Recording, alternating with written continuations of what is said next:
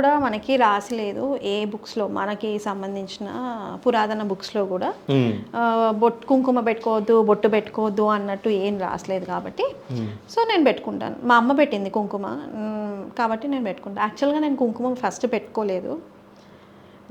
నాకు ఎవరైతే నన్ను పాయింట్అవుట్ చేస్తారో నేను అది ఖచ్చితంగా చేస్తాను.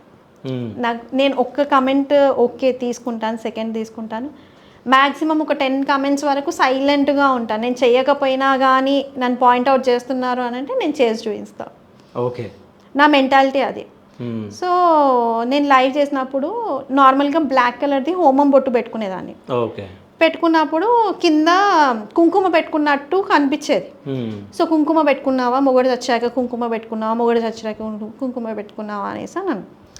అయితే ఒకసారి ఇట్లనే వీడియోస్ చూస్తున్నప్పుడు సుమన్ టీవీ అవి పురాతన మనకి నార్మల్గా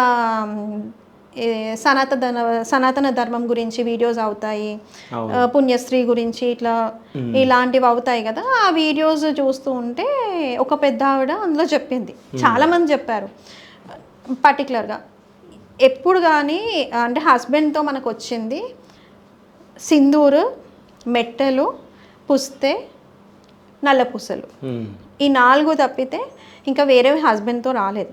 ఓకే. సో మనం పుట్టిన తర్వాత మాత్రం మన అమ్మనే మనకు అన్నీ పెడుతుంది. ఇప్పుడు అమ్మాయికి పెట్టేది మాత్రం అమ్మనే.